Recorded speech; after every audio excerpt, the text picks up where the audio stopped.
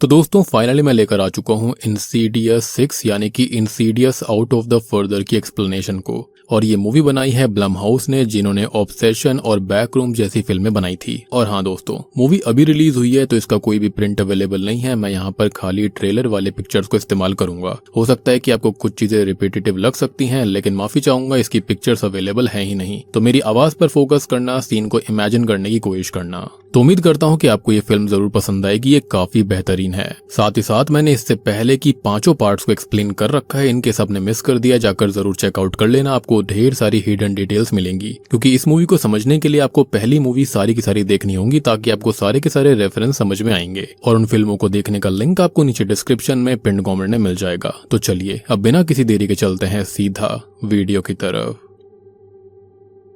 तो मूवी की शुरुआत होती है 1999 पिट्सबर्ग में एक घर को दिखाते हुए। ये घर असल में इंग्रिड हॉल और उसकी बेटी जेमा हॉल का था। घर के बाहर पोस्टमेल बॉक्स पर इन दोनों के हाथों के निशान के साथ साथ नीचे उनके नाम लिखे हुए थे। आज बारिश बहुत जोरों से हो रही थी और जेमा भीगते हुए स्कूल से घर जाती है, जहां उसकी माँ इंग्रिड जो होती है वो डाइनिंग टेबल पर बैठे बैठे ही सो गई थी और फोन पर किसी की आवाज आ रही होती है। तो जेमा फोन वापस रखती है और घर के सारे काम खुद करती है, जैसे कि कपड़े धोना, सामान ठीक करना, और वो फ्रोजन रोस्टेड टर्की को ओवन में गर्म करके खाती है। अब जेमा अपने रूम में आकर अपनी फेवरेट पिंक टॉर्च को लेकर अपना होमवर्क कर रही थी। उस पर स्टिकर भी लगाती है कि वेरी गुड वर्क। लेकिन तभी उसकी माँ इंग्रिड वहां पर आकर उससे बात करती है, लेकिन उसे कुछ भी याद नहीं रहता था। उसकी आंखें सूजी हुई थी। ऐसा लग रहा था कि किसी वजह से वो सो नहीं पाती। बस इसी दुख में इंग्रिड वहां से चली जाती है और जेमा डरते हुए अपने रूम का ही दरवाजा लगा लेती है, क्योंकि उसको अपनी माँ से डर लगने लगा था। अब रात को एक अजीब सी चीज होती है कि जेमा अचानक अपनी माँ के रोने की आवाजों से उठ जाती है। उसकी टॉर्च भी गायब हो गई थी और उसकी नोटबुक में लगा हुआ स्टिकर उसके बेड पर था, जिसको देखकर उसको समझ में नहीं आता कि ये यहाँ पर कैसे आ गया। जेमा डरते हुए किचन में जाती है, जहाँ पर उसकी माँ रो रही थी। वो चेक करती है तो उसकी माँ के हाथ में चाकू था और बस वो अचानक किसी की तरफ भाग जाती है, ये कहते हुए कि दूर हो जाओ मेरी नजरों से। साफ नजर आ रहा था कि इंग्रिड ये जेमा को तो नहीं बोल रही थी, वो किसी और को ही बोल रही थी। जेमा जाकर चेक करती है तो उसकी माँ भागकर बाथरूम में चली गई थी। वो अपनी माँ को पुकारती है तो इंग्रिड उसको देखकर कहती है कि चली जाओ यहाँ से। और जब वो नहीं जाती तो इंग्रिड कहती है कि ठीक है, मरते देखो मुझे। और बस वो खुद को बाथटब की दीवार पर सर मार मार कर खुद को ही खत्म कर लेती है। लेकिन तभी कोई शक्ति जेमा को बाथरूम के बाहर भेजकर दरवाजा लॉक कर लेती है, ताकि वो ये सब ना देखे। इंग्रिड काफी गुस्से में थी और बस खून ही खून बाथरूम के बाहर आता है, जिसको देखकर जेमा दंग रह गई थी। अब कहानी यहाँ से 20 साल आगे जाती है। हम देखते हैं कि जेमा एक डेंटिस्ट बन गई है, एज वो पढ़ने लिखने में हमेशा से अच्छी थी। जेमा की जिंदगी के बारे में बात करी जाए तो वो सिंगल मदर है। उसकी बेटी का नाम है माया हॉल। अब जेमा माया को उसके स्कूल से लेकर आ रही होती है, जहाँ पर उसकी मुलाकात उसकी पड़ोसी लिज और उसके डॉग से होती है। माया को डॉग बहुत पसंद थे। जेमा अभी भी सेम घर में रहती है, जहाँ पर सेम मेल बॉक्स पर उन दोनों के हैंडप्रिंट्स हैं, यानी कि पुराने वाले को पेंट कर दिया गया था। तभी उनके एक और neighbour mister and Mrs Sullivan भी माया से मिलते हैं और वो भी उसको काफी पसंद करते थे। वो कहते हैं कि जेमा भी बचपन में माया जैसी ही पढ़ाई की शौकीन थी। लेकिन तभी अपने सामने रोड पर जेमा को 3 बूढ़े लोग दिखाई देते हैं, जिनके पास कुछ गैस सिलेंडर्स थे, जिनमें 2 लेडीज हैं और एक जेंट होता है। जिनमें 2 तो लेडीज थी और एक जेंट्स था, और ये काफी अजीब से दिख रहे थे। लेकिन जेमा अभी उनको इग्नोर कर देती है। अब घर पर जेमा आज भी सेम काम करती है जैसे कि पहले करती थी बचपन में। अब माया के रूम में जेमा उसको उसकी फेवरेट डॉल दिखाती है। साथ ही साथ वहां पर डांसिंग कैक्टस भी था। हम देखते हैं कि इनके पास एक बहुत बड़ा स्टोरेज रूम भी है, जहां पर वो सब कुछ डोनेट करने की सोच रहे थे। लेकिन जेमा का यहाँ पर सोचना थोड़ा सा अलग था। माया अब एक बक्से में अपनी नानी यानी कि जेमा की माँ इंग्रिड को देखती है, और हम गौर करते हैं कि जेमा हमेशा डेड लोगों को देखती रहती थी, या फिर शायद से ये लोग उसको देख रहे थे। लेकिन अब तक जेमा ने इंग्रिड के बारे में माया को कुछ नहीं बताया था। उसका ये कहना था कि जब वो बड़ी हो जाएगी तब वो उसको बताएगी, एज अभी वो ये सब कुछ समझने के लिए काफी छोटी है। लेकिन जेमा इंग्रिड की सारी चीजों को दूर रखना चाहती थी, क्योंकि वी ऑल नो कि इंग्रिड के साथ क्या हुआ था, और वो हादसा बताना जेमा के लिए आसान नहीं है। खैर अब हम फिर से उन्हीं 3 बुजुर्ग लोगों को देखते हैं जो कि बाहर खड़े थे, और वो बहुत ही अजीब तरह से जेमा के घर को देख रहे होते हैं। खैर अंदर जेमा सो रही होती है और उसको लगता है कि बाहर कोई तो है। वो उठती है तो अचानक वो किसी चीज से टकरा जाती है और बेड के नीचे देखने पर उसको उसकी वही पिंक टॉर्च दिखाई देती है जो कि बचपन में उससे खो गई थी। अब जैसे ही वो उसको लेने नीचे जाती है तो जेमा को नीचे किसी के पैर दिखते हैं, जिससे कि वो बहुत डर गई थी। वो बाहर जाती है तो हॉलवे में घर की लाइट्स भी ऑन नहीं हो रही होती। तभी बचपन वाली सेम कॉल की आवाज उसको आ रही थी। सेम डाइनिंग टेबल पर वही फोन शुरुआत वाले सीन की तरह रखा हुआ था। जेमा फोन उठाती है तो एक बहुत ही खतरनाक आवाज फोन पर कहती है कि दरवाजा खुल चुका है, जो कि पक्का रेड डोर की बात हो रही थी, यानी कि द फर्दर की। अब अचानक उसकी माँ की आवाज थी कि मेरी मदद करो बेटा, दरवाजा खोल दो जेमा। जेमा की माँ उसको बाथरूम में बुलाती है, लेकिन जेमा देखती है कि कॉल की जो लाइन थी वो तो कट हो रखी थी और बस अचानक जेमा की माँ उसके पीछे आकर जेमा को डरा देती है। लेकिन वी सी की ये तो फर्दर दुनिया थी। जेमा असल में एस्ट्रल प्रोजेक्शन कर रही थी, यानी कि ये टॉर्च उसको एस्ट्रल वर्ल्ड में दिखाई दी और इसलिए घर की लाइट भी ऑन नहीं हो रही थी। अब जेमा की आत्मा भागते हुए अपनी बॉडी की तरफ चली जाती है और तभी हम देखते हैं कि सुबह सुबह माया ने आकर उसको जगाया था और वो सुबह उठने में काफी लेट हो गई थी और ऐसा उसके साथ पहली बार हुआ था। लेकिन शॉकिंगली हम ये देखते हैं कि अब रियल दुनिया में वो टॉर्च आ गई थी। वियर्ड था, लेकिन ये टॉर्च अब असल दुनिया में थी। अब जेमा माया को स्कूल छोड़ने जा रही होती है, लेकिन रास्ते में उनको लिज और उसका डॉग राइडर मिलते हैं। लेकिन आज राइडर जो होता है वो जेमा और माया को देखकर भौंकने लगता है और तभी हम नोटिस करते हैं कि वो बूढ़े लोग जो कि सिलेंडर लेकर घूमते हैं वो माया को ही देख रहे थे, काफी क्रीपी वे में हंसते हुए, मीनिंग कि ये आम इंसान तो नहीं हो सकते। और हाँ, इनको लिज भी देख पा रही थी। खैर अब क्लिनिक में हमको पता चलता है कि जेमा असल में निक नाम के पुलिस ऑफिसर को डेट कर रही है, वो उसका बॉयफ्रेंड है। जेमा उसको बताती है कि आजकल उसके साथ क्या हो रहा है, लेकिन निक बोलता है कि घर ही दिक्कत है तो घर को बेच दो और वही इसकी जड़ है। लेकिन जेमा का ये कहना था कि वो इसी घर को अपने सपनों का घर बनाना चाहती है और अभी तक माया को निक के बारे में पता नहीं था। रीजन बीइंग कि वो एक प्रॉपर तरह से निक को उससे इंट्रोड्यूस करवाना चाहती थी। अब रात में दोनों ही माँ बेटी वक्त साथ बिताकर अलग अलग रूम में सोने चली जाती हैं। I mean, यहाँ पर इतना कुछ हो रहा था, लेकिन फिर भी इनको अलग अलग सोना है। इंडिया के अंदर तो कभी भी ऐसा नहीं होता। एनीवेज जेमा घर के कुछ काम कर रही होती है, जहाँ पर वो फोटो फ्रेम के अंदर फोटो को नहीं पाती, जो कि उसकी और उसकी बेटी की थी। लेकिन तभी उसको फोटो मिल जाती है और उसको लगता है कि शायद माया ने ऐसा करा होगा। लेकिन तभी जेमा सोफे पर आराम करने बैठ गई थी। तभी अचानक उसके सामने सोफे के पास माया का बनाया हुआ सोफा घर दिखता है। लेकिन अचानक से जेमा को क्लिनिक से मिला एक दांत वाला गुड़ी उसी सोफा हाउस से बाहर आता नजर आता है।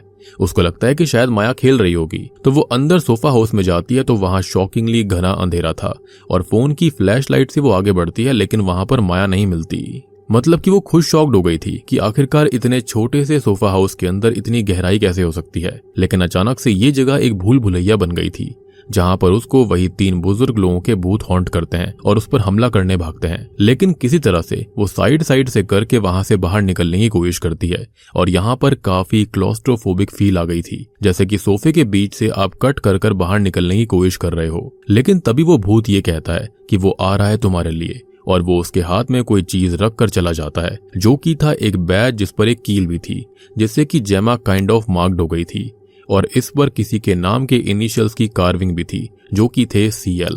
फाइनली जेमा रियल वर्ल्ड में जाग उठती है, यानी कि अब तक वो फर्दर दुनिया में थी। अब खुंदस में जेमा सोफा हाउस को बर्बाद कर देती है और शोर शराबे से माया नीचे आती है तो जेमा बताती है कि वो तो बस साफ सफाई कर रही थी। लेकिन माया बोलती है कि रात के 2 बजे, जिससे कि जेमा खुद शॉक्ड थी।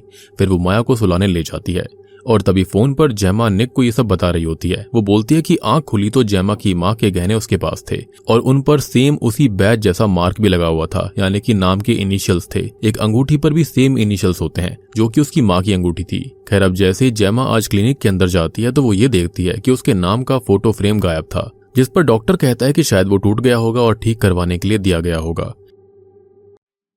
लेकिन जेमा को जल्दी करनी होगी एज आज पेशेंट्स बहुत ज्यादा थे, मीनिंग ये पक्का एक बैड ओमन है।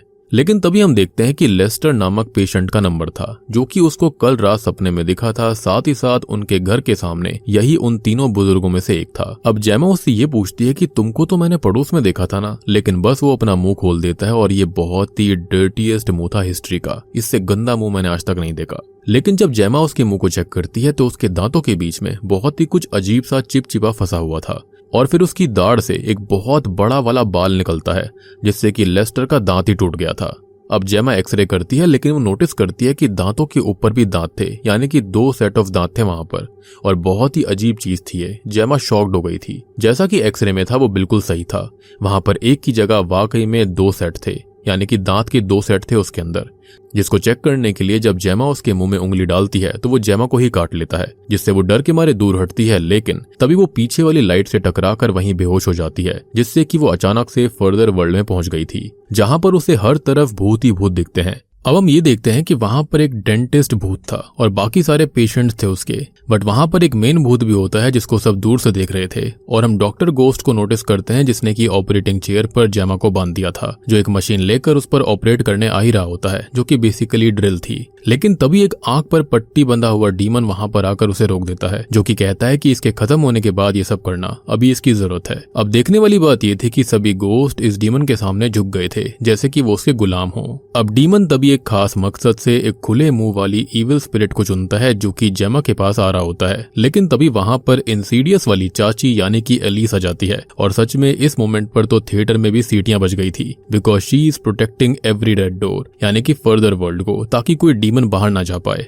और इसलिए अब तक दुनिया सेफ थी। तभी एलिस जेमा को वहां से अपने शरीर में जाने के लिए कहकर उसको एक डायरी थमा देती है कि मुझसे आकर रियल वर्ल्ड में मिलना और I will explain everything. Finally जेमा क्लिनिक में जागती है, जहां पर वो लेस्टर नामक बूढ़ा अभी भी वहीं चेयर पर था, और जेमा एलिस की दी गई डायरी को लेकर भागने लगती है। शॉकिंगली उस डायरी के अंदर सारे डीमंस के फोटोज थे, जो कि आज तक आए थे पिछली मूवीज के अंदर। खैर, अब घर पर जेमा को दिखाया जाता है, जहां पर बिल्कुल सेम सीन था जैसा कि इनग्रिड के साथ जेमा का था शुरुआत में, कि इनग्रिड सोती रहती थी और जेमा खुद सब काम करती।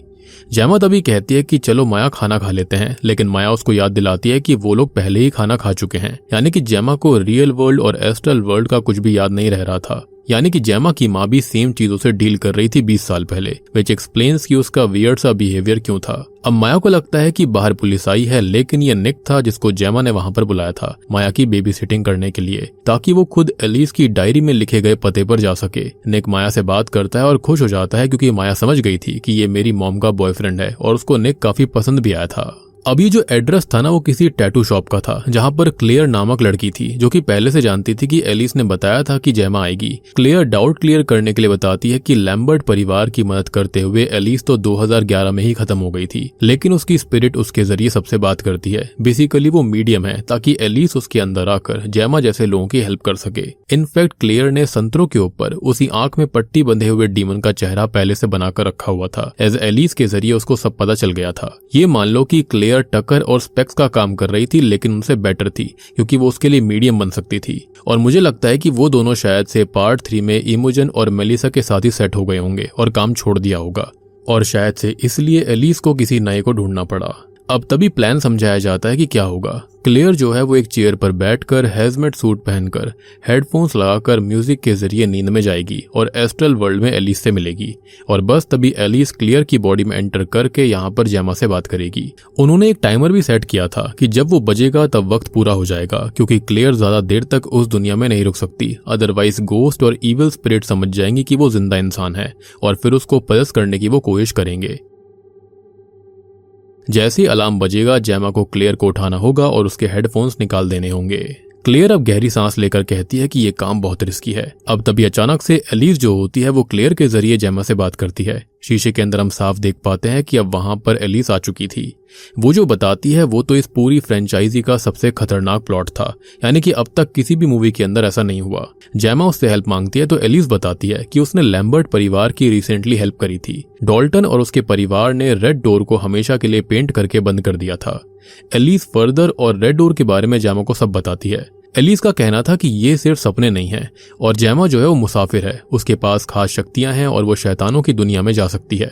एलिस का कहना था कि फर्दर के अंदर खाली एक लाल दरवाजा नहीं है, ढेर सारे हैं, लेकिन अब दूसरा रेड डोर भी खुल चुका है। न्यू दरवाजे के पीछे नया डीमन है और वो उसके पीछे आ रहा है, यानी कि जेमा के। यह डीमन जो कि आंख पर पट्टी बांधता है वो बहुत ही खतरनाक है, उसने इस चीज को महसूस किया है। बट बात सिर्फ इतनी नहीं थी। जेमा खाली एक मुसाफिर नहीं है जैसे कि डॉल्टन था या फिर बाकी लोग थे, वो असल में कोरियर वुमन है। जी हाँ, वो फर्दर की चीज रियल वर्ल्ड में और रियल वर्ल्ड की चीज फर्दर में ले जा सकती है, विच एक्सप्लेन्स कि जेमा की पिंक टॉर्च कहाँ चली गई थी। उसने पक्का उसे इसी एस्ट्रल वर्ल्ड में छोड़ दिया होगा, और अब बाद में बड़ी होकर जब वो वहां पर वापस गई तो वो टॉर्च फर्दर से वापस ले आई। और क्यों लेस्टर का दिया गया वो बैज भी उसके पास असल दुनिया में था। बात रही उन 3 बूढ़ों की, तो वो आत्मा इस दुनिया में आती हैं और ये सब स्पिरिट्स गुलाम हैं उस डीमन की, यानी कि उस पट्टी बंधे डीमन की। असल में ये डीमन जो है वो जेमा की शक्तियों को जगा रहा है और काफी ज्यादा बढ़ा भी रहा है। जब जब जेमा गुस्से में आती है और इमोशनल होती है तो उसकी शक्ति बढ़ जाती है और ये डीमन काफी दिन से ऐसा कर रहा है। असल में वो सभी डीमंस को और स्पिरिट्स को हमारी धरती पर लाना चाहता है, वो भी जेमा के जरिए। वो सारे के सारे लाल दरवाजों को खोल देना चाहता है। फर्दर एक ऐसी जगह है जो कि आफ्टर लाइफ और धरती के बीचों बीच की है। अब ये सब सुनकर तो क्लियर की हालत खराब हो गई थी। डीमन और एलिस ने उसको फ्यूचर दिखाया कि क्या होगा अगर जेमा ने इस चीज को नहीं रोका, सब खत्म हो जाएंगे और सिर्फ उसको ही इस डीमन को रोकना होगा, जिसमें एलिस उसकी हेल्प करेगी। एज एलिस भी गेट कीपर है तो वो डीमंस या फिर बुरी शक्तियों को रियल दुनिया में आने नहीं दे सकती। खैर, अब किसी तरह जेमा क्लियर को वापस से जगाती है, जिससे कि वो खुद डर गई थी। उसका कहना था कि उसने इतनी डार्क प्लेस को कभी नहीं देखा। जेमा अब घर लौटती है और निक को सारी बात बताती है कि गोस्ट और यहाँ पर वो पट्टी बंधा डीमन कौन है। वो बताती है कि वो जो 3 बूढ़े लोग हैं, यानी कि लेस्टर और उसके साथ वाले 2 और औरतें जो हैं, वो असल में उसी डीमन की गुलाम हैं। सबसे बड़ी बात कि वो उस पर हर पल नजर रख रहे हैं और वो हेल्प भी करते हैं उसको उस दुनिया में ले जाने में। एक और इंटरेस्टिंग फन फैक्ट ये है कि अभी फिलहाल की फेस, ब्राइड इन ब्लैक और लिपस्टिक फेस डीमन जो है और वो गन शॉट वाली फैमिली सभी के सभी इसकी बात मान रहे थे, यानी कि पट्टी बंधे डीमन की। उनके साथ साथ जितनी और भी स्पिरिट्स और इविल गोस्ट दिखे हैं, सब उसको अपना देवता मान रहे हैं, क्योंकि वो उनको असल दुनिया में लाने वाला था, आजादी दिलवाने वाला था। उसने सबसे वादा किया है। लेकिन जेमा समझदार थी, उसको पता है कि घर इशू नहीं है, वो खुद है इशू, और वो जहां पर भी जाएगी वहां पर यही सब होगा। लेकिन जेमा को निक ये कहता है कि वो उसको सपने से जगा देगा ताकि ये सब ना हो। वो यकीन तो नहीं करना चाहता था, लेकिन फिर भी उसको जेमा की बात माननी पड़ती है और उस रात वो वहीं पर उसके साथ सोता है। खैर, अब हम माया को देखते हैं, जिसको वो डीमन दिखाई देता है और वो कैक्टस वाले टॉय के जरिए उससे बात भी कर रहा था। अब जेमा, जो कि सोते हुए एस्ट्रल प्रोजेक्शन कर रही थी, वो देख पा रही थी कि माया क्या देख रही है। उसने नोटिस कर लिया था कि डीमन उसकी बेटी के पास है। अचानक जेमा को वो रेड डोर दिख जाता है जो कि अलमारी के पीछे था और सब कहते हैं कि इम्तिहान का वक्त आ गया। रेड डोर खोलने को कह रहा था वो शैतान, ताकि जेमा इस दुनिया में ले आए सभी आत्माओं को। अचानक से जेमा की आंख खुल जाती है तो वहां पर एक आत्मा उसके साथ टेलीपोर्ट हो गई थी, जो कि उस शैतान ने चूज करी थी ना स्टार्टिंग में, वही वाली जिसका मुंह हमेशा खुला सा रहता था। असल में उसकी सिर्फ हाफ ही बॉडी वहां पर आई थी, क्योंकि जब वो टेलीपोर्ट कर रही थी उसी वक्त आधी ही नींद में जेमा उठ गई, तो उस स्पिरिट का आधा शरीर ही टेलीपोर्ट हुआ था और अब वहां पर वो खत्म हो चुका था। और माया तभी वहां पर डरी हुई आती है, क्योंकि वो डीमन माया से बात करने की कोशिश कर रहा था और शायद उसका असली मकसद कुछ और ही है। माया बताती है कि उसने उन 3 बुजुर्गों को सुलिवंस के घर पर देखा है। जेमा माया को अपने साथ लेकर जाती है एंड वी सी कि हाँ, वो बूढ़े लोग वाकई में सुलिवंस के यहाँ पर बैठे हुए थे लाल ड्रेस में, जो कि किसी कल्ट जैसी ड्रेस लग रही थी।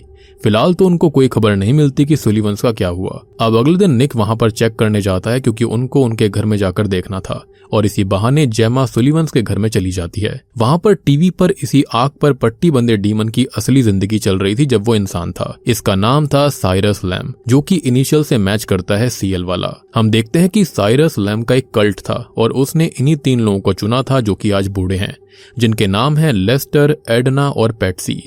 हम ये भी नोटिस करते हैं कि सुलिवंस के यहाँ पर जेमा की फोटो थी, जो कि इन्हीं 3 बुजुर्गों ने लगाई हुई थी, जो कि खून से रंगी हुई थी, जो कि दर्शाता है कि कितनी % शक्ति जेमा ने जगाई है। असल में साइरस ने खुद को ही इस कल्ट के लोगों के साथ खत्म कर लिया था और फिर वो उस दुनिया में पहुंच गया। असल में उसको शक्ति चाहिए थी और आज भी कई सारे ऐसे लोग हैं जो कि उसको अभी भी मानते हैं, भगवान की तरह पूजते हैं। अब तभी साइरस टीवी के अंदर ये कहता है कि इस रूम के अंदर ढेर सारी आत्माएं हैं, तुम जीत नहीं सकती। और साइरस ने वादा किया है सबको कि वो सबको मुक्ति दिलवाएगा, सबको रियल वर्ल्ड में फिर से लाएगा, लेकिन शक्तियों के साथ में। और उसका यही मकसद था, इसलिए वो जेमा का इस्तेमाल करना चाहता था एक कोरियर वुमेन की तरह। सिंपल सा मान लो कि जेमा यहाँ पर एक तरह से पोस्ट मास्टर थी, जो कि पोस्ट ऑफिस से लेटर्स लेकर यहाँ पर असल दुनिया में लोगों के साथ दिया करती।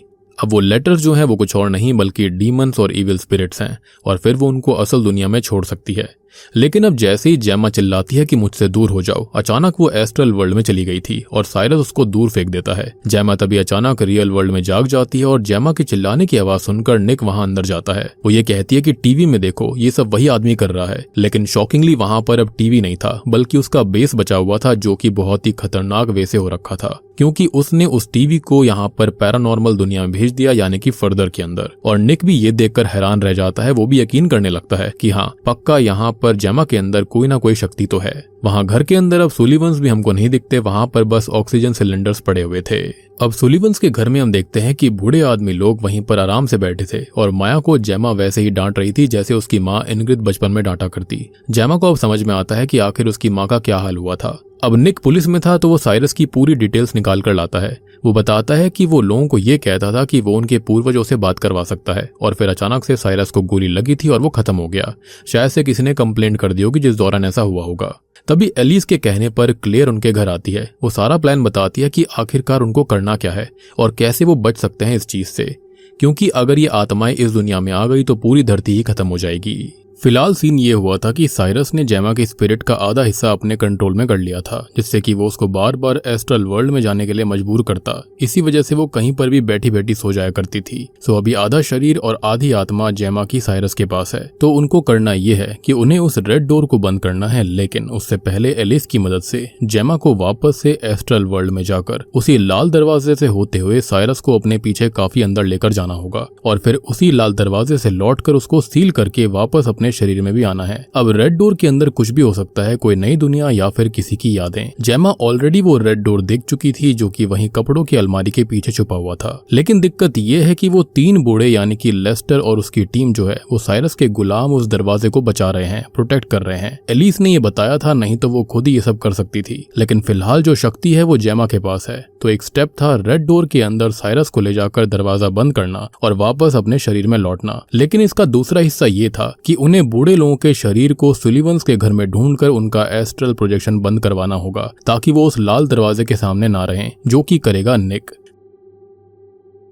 साइरस सारी आत्माओं को इस दुनिया में लाकर तबाही मचाना चाहता है और इसलिए सब उसका साथ दे रहे थे। और ये बात हम जानते हैं कि इंसीडियस मूवीज के अंदर ये बात बताई गई है कि ये आत्मा जो है वो इंसानों की दुनिया में आना चाहती हैं और जेमा के पास वो स्पेशल शक्ति है जिससे कि ऐसा हो सकता है, लेकिन वो उनको रोक भी सकती है। जेमा माया को अब लिस के पास छोड़ देती है और माया को अपना बचपन बताती है। वो माया को आई लव यू भी कहती है, लेकिन माया काफी डरी हुई थी, वो कुछ नहीं बोलती। खैर अब जेमा एस्ट्रल वर्ल्ड में जाने से पहले क्लेयर से बात करती है कि वो ये सब क्यों कर रही है। क्लेयर बोलती है कि अपनी माँ के गुजर जाने के बाद वो अनाथ थी, लेकिन इस तरह से अब वो अपनी माँ को देख पाती है और शायद इसलिए ये काम कर रही है एलिस के लिए। अब एस्ट्रल प्रोजेक्शन करते ही हम देखते हैं कि जेमा की स्पिरिट वहां पर थी और एलिस भी तैयार थी। फर्दर वर्ल्ड के अंदर दोनों ही रेडी हो रखे थे। लेकिन निक जब सुलिवंस के यहाँ पर जाता है तो हम देखते हैं कि वो बूढ़े लोग वहां पर थे ही नहीं, जैसा कि उन्होंने प्लान किया था, और ये बूढ़े बहुत ही चालाक निकले। लेकिन एस्ट्रल वर्ल्ड के अंदर लेस्टर और बाकी दो की आत्मा जो थी वो लाल दरवाजे को गार्ड कर रही थी। निक अब ऊपर जाकर भी देखता है कि लेस्टर और पार्टी ने सुलिवंस को खत्म कर दिया था, लेकिन निक को वो बूढ़े अभी भी कहीं नहीं मिल रहे थे और प्लान यहाँ पर फेल सा होने लगता है। तभी अचानक से हमला करके एलिस को दूर ले जाया जाता है, लेकिन निक को फाइनली दो बुढ़ियां मिल जाती हैं। मतलब कि कितने ही अलग बंकर के अंदर लेटे हुए थे, फ्लोर के अंदर थे लिटरली। लेकिन निक एक को उठा देता है थप्पड़ मारकर, जिससे कि पहले हमले से जेमा बच जाती है। दूसरी लेडी आकर जेमा पर हमला करने लगी थी, लेकिन एलिस उसको बचाती है और निक फाइनली टेजर गन से बुढ़िया को जगा देता है, जिससे कि यहाँ पर खाली एक बूढ़ा बचा हुआ था, यानी कि लेस्टर। अब वो लोग ये देखते हैं कि लेस्टर की आत्मा वहां पर नहीं थी, जिसके चलते एलिस और जेमा लाल दरवाजे से अंदर जाने लगते हैं, क्योंकि उनका प्लान ये था कि उनके पीछे साइरस जरूर आएगा क्योंकि उसको जेमा की जरूरत थी। लेकिन दिक्कत ये थी कि वहां पर साइरस नहीं आता और अब लाल दरवाजे के अंदर कुछ भी हो सकता था, लेकिन उनको अंदर वही बाथ-टब वाला रास्ता दिखाई देता है जहां पर जेमा की माँ ने खुद को खत्म किया था। वहां पर पर्दे ही पर्दे मौजूद थे और तभी रियल दुनिया में क्लेयर जो होती है वो सब कुछ मैनेज कर रही होती है। एलिस और जेमा फर्दर वर्ल्ड के अंदर वापस उसी याद में जाते हैं जब मूवी की शुरुआत वाले सीन्स आए थे, यानी कि ये सब जेमा की माँ की यादें थी। इनग्रिड खुद को ही थप्पड़ मार रही थी और एलिस और प्रेसिडेंट जेमा दोनों ही उन दोनों को देख रहे होते हैं। अब पता लगा कि आखिरकार उस दिन क्या हुआ था जब छोटी जेमा वहां पर आई थी। नोटिस करा जाता है कि इनग्रिड काफी रो रही थी और हम देखते हैं कि साइरस 20 साल पहले जेमा की माँ को बस में करना चाहता था। साइरस कह रहा होता है कि मुझे खुद को पजेस करने दो, कुछ भी नहीं होगा, लेकिन इनग्रिड जो थी वो ऐसा नहीं होने देना चाहती थी। अब उसी वक्त छोटी जेमा वहां किचन में आई थी और इस सीन में पास में साइरस खड़ा हुआ था, जिसको ही इनग्रिड ने कहा था कि वहां से दूर हो जाओ। फिर बाथ-टब वाला सीन आता है जहां पर साइरस इनग्रिड से कहता है कि मुझे खुद का इस्तेमाल करने दो अपनी भूतिया आर्मी को यहाँ पर लाने के लिए, क्योंकि अगर उसने ऐसा नहीं किया तो वो छोटी जेमा का इस्तेमाल करेगा, एज उसके अंदर भी सेम क्वालिटी थी, सेम शक्तियां थी। लेकिन इस शैतान को इनग्रिड ने अपनी ही यादों में कैद कर लिया था, खुद को खत्म करके। यानी कि उसने जो कहा था कि मुझे मरते देखो, वो उसने साइरस से कहा था और तब से ही साइरस उस दुनिया में उसकी याद में कैद हो गया। और अब हमको समझ में आता है कि छोटी जैमा इनग्रिड को मरते ना देखे तो प्रेजेंट वाली जैमा ने खुद गेट बंद कर दिया था, उसको बाथरूम से बाहर निकाल दिया था। एज फर्दर के अंदर टाइमलाइन एक ही रहती है, वहां पर वक्त वाला कॉन्सेप्ट ही नहीं है। पास्ट, प्रेजेंट, फ्यूचर सब एक समान होते हैं और इसलिए छोटी जैमा खुद पे खुद स्टार्टिंग में बाथरूम से बाहर हो गई थी। अब बड़ी हुई जैमा बहुत रोती है कि उसकी माँ ने उसको हमेशा बचाया और वो उनसे नफरत करती आई। अब एलिस देखती है कि माहौल चेंज हो रहा था इन यादों का, यानी कि ये डीमन वहां पर बहुत ही कुछ गलत कर रहा था। तभी हम देखते हैं कि वहां पर कोई बैठा हुआ था जो कि असल में जैमा की खुद की माँ थी। मे बी वो कभी आफ्टर वर्ल्ड में जा ही नहीं पाई और वहीं पर कैद होकर रह गई। लेकिन एलिस देखती है कि कुछ तो गड़बड़ है। अचानक हम माया को नोटिस करते हैं और उसके पास भी सेम शक्ति थी। जी हाँ, यानी कि ये सब प्री प्लान था।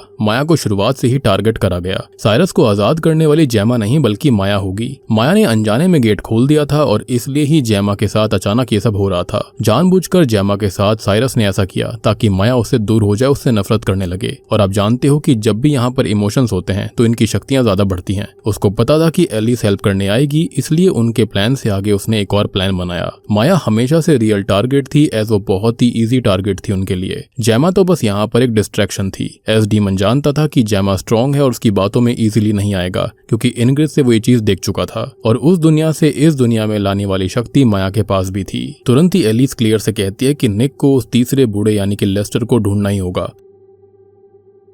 निक लेस्टर को ढूंढ भी लेता है और वो उसको टेजर गन से शॉक तक देता है। सब कुछ करता है लेकिन बूढ़ा उठ ही नहीं रहा होता, उल्टा हंस रहा होता है। एज उसने उस गैस का डोज कुछ ज्यादा ही हाई कर लिया था। उन्होंने माया को एस्ट्रल प्रोजेक्शन करवाकर उसको पकड़ लिया था और एलिस समझ गई थी कि कुछ तो गड़बड़ है और माया चिल्ला भी रही होती है, जिसकी आवाज ये लोग सुन भी रहे होते हैं। तभी एलिस को लगता है कि उसको ही कुछ करना होगा। वो क्लियर से कहती है कि वो सुलिवंस के घर का रास्ता उसको दिखाए और बस एलिस जो थी वो उस तरफ निकलने के लिए जाने वाली थी कि तभी साइरस माया के पास आ जाता है। अब साइरस को जिंदा होना था और माया को सेम तरह से वो पकड़ लेता है जैसे कि उसने इनग्रिड को पकड़ा था, यानी कि हाथ में हाथ पकड़ के। और साइरस इस बार वाकई में असली दुनिया में आ जाता है। फाइनली वो अपनी आंखों से पट्टी निकाल देता है और अपनी खाई कसम उसने पूरी कर दी थी। वो कामयाब हो गया था असल दुनिया में आने में और बस वो अचानक से ही लिस को भी खत्म कर देता है, क्योंकि माया लिस के घर पर थी, जहाँ पर ये सब उसने पहले से प्लानिंग प्लॉटिंग करके रखी थी ताकि एलिस और जैमा फर्दर में चली जाए और वो आसानी से सब कुछ काम कर ले। और ये बूढ़े खाली डिकॉय थे। दूसरी ओर माया लिस के डॉग राइडर को लेकर कबर्ड में छुप जाती है। अब माया और लिस की आवाज सुनकर निक अंदर आता है।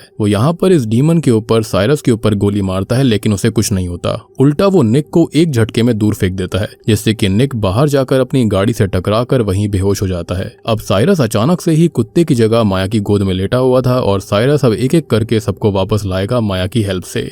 सबसे पहले वहां ब्राइड इन ब्लैक आती है, लेकिन साइरस उसको कंट्रोल कर लेता है क्योंकि वो माया को नुकसान पहुंचाने वाला था, यानी कि पार्कर क्रेन। लेकिन साइरस ने उसको रोक लिया था। साइरस अब बार बार ऐसा कर रहा था माया के साथ में। पहले उसको फर्दर वर्ल्ड में भेजता और कोई ना कोई स्पिरिट उसके साथ इस दुनिया में आ जाया करती। बेचारी बच्ची की आंखों से खून के आंसू गिर रहे थे, ऐसे वो ज्यादा देर तक टिकने नहीं वाली थी। क्लियर के यहाँ भी ढेर सारे भूत उसको नजर आ रहे होते हैं और वो लगातार जैमा को उठाने की कोशिश कर रही थी। और अब यहाँ पर एलिस का प्लान अलग हो गया था। एलिस जो थी अब वो उस तीसरे बूढ़े को उठाने वाली थी और जैमा को अपने शरीर में वापस जाकर माया को सेव करना होगा। क्लियर भी शॉक्ड हो गई थी कि ये सब हो क्या रहा है। एलिस कहती है कि जैमा ही सब कर सकती है और उसी के पास शक्ति है और उसे वापस सबको छोड़कर आना होगा, यानी कि सभी भूत प्रेतों को वही वापस ले जा सकती है। एलिस कहती है कि इनग्रिड को वो वापस भेज देगी सही जगह पर और जैमा टेंशन ना ले। लेकिन अब फर्दर वर्ल्ड में सुलिवंस के घर पर एलिस आ चुकी थी, जहाँ पर सुलिवंस की आत्मा बताती है कि कहाँ पर है वो तीसरा बूढ़ा लेस्टर। जैमा किसी तरह अपने शरीर में जाकर नीचे आती है, जहाँ पर सारे शैतान और स्पिरिट्स उसको खत्म करने के लिए आ रहे थे।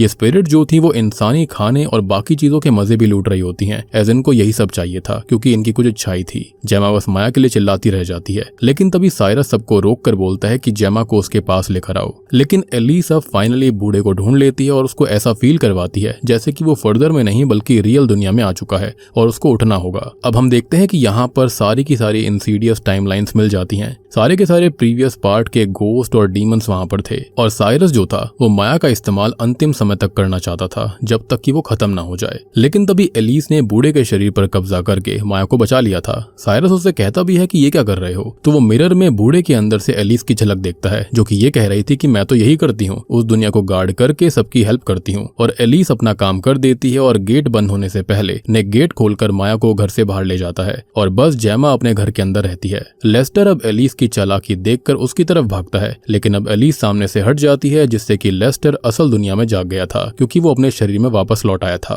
मतलब कि जो ट्रिक ये डीमंस और सारे की सारी स्पिरिट्स इस्तेमाल करती थी इंसानों के लिए, वही चीज यहाँ पर एलिस ने भी इस्तेमाल करी। खैर अब साइरस बहुत ही गुस्से में आकर इन तीनों बूढ़ों को खत्म कर देता है, एज उनसे एक छोटा सा काम नहीं हुआ था। एलिस बड़ी खुश थी, लेकिन शॉकिंगली वहां पर कई तरह के डीमंस भी मौजूद थे। लेकिन अब जेमा के पास एक प्लान था, एज एलिस ने उससे कहा था कि वही इसको रोक सकती है और इसके अंदर उसकी माँ से ज्यादा शक्ति थी। साइरस अब उसके गले में नाखून गाड़ रहा होता है, लेकिन माया वहां पर आ जाती है अपनी माँ को बाहर से बचाने के लिए। लेकिन तभी वहां पर माया आ जाती है बाहर गेट पर अपनी माँ को बचाने के लिए, लेकिन जेमा उसको दूर कर देती है और हम देख पाते हैं कि सारी की सारी आत्माएं इस घर से बाहर तबाही मचाने के लिए निकलने वाली थी। लेकिन अब जेमा फाइनली अपनी बेटी को गुड बाय कहती है और वो बस साइरस को वापस से फर्दर में ले गई थी। जी हाँ, लेकिन वो सिर्फ साइरस को नहीं बल्कि वो पूरे घर को और सारी आत्माओं को, डीमंस को उस दुनिया में ले गई थी। उसने इनका सारा प्लान फेल कर दिया। I mean this was the best scene of the movie. खैर अब सारी की सारी आत्माएं जो थी वो बहुत ही खुश हो जाती हैं। उनको लगता है कि वो असल दुनिया में बाहर आ गए, लेकिन उनको शौक लगता है। वो ये देखते हैं कि वहां तो वो उसी दुनिया में वापस आ गए थे, यानी कि फर्दर के अंदर। जेमा ने एस्ट्रल प्रोजेक्शन करके सबको वापस फर्दर में ही फेंक दिया। साइरस बहुत गुस्से में था, लेकिन जेमा उसको याद दिलवाती है कि उसने सबसे वादा किया था, लेकिन वो उस वादे को पूरा नहीं कर पाया। और बस अब गुस्से में सारी आत्माएं साइरस को पकड़ लेती हैं, उस पर हमला करने लगती हैं, उसको काट लेती हैं बुरी तरह से, क्योंकि वो अपना वादा पूरी तरह से नहीं निभा पाया था। सामने अब एलिस और इनग्रिड भी आते हैं और सब खुश थे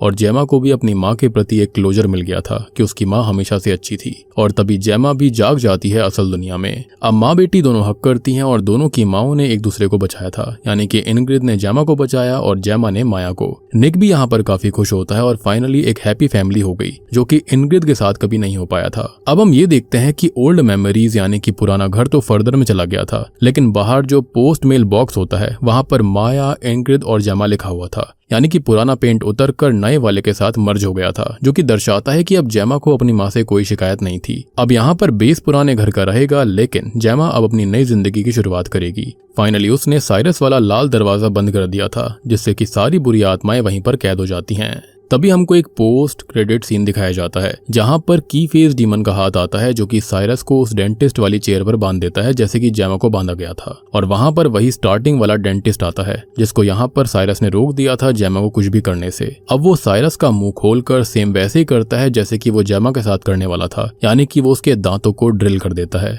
और ये कहा जा सकता है कि ये बुरी आत्मा कभी खत्म नहीं होती। और सबसे बड़ी बात कि ये आत्माएं और डीमंस जो हैं वो किसी के सगे नहीं होते, यानी कि वो अपनों को भी नुकसान पहुंचा सकते हैं। और ये सब गुलाम बने ही इसलिए थे क्योंकि साइरस ने उनको वादा किया था कि वो उनको बाहर ले जाएगा, लेकिन अब उसका काम खत्म हो चुका था और वो खुद यहाँ पर अब इटर्नली टॉर्चर होता रहेगा, जैसे कि वो बाकियों को करता था।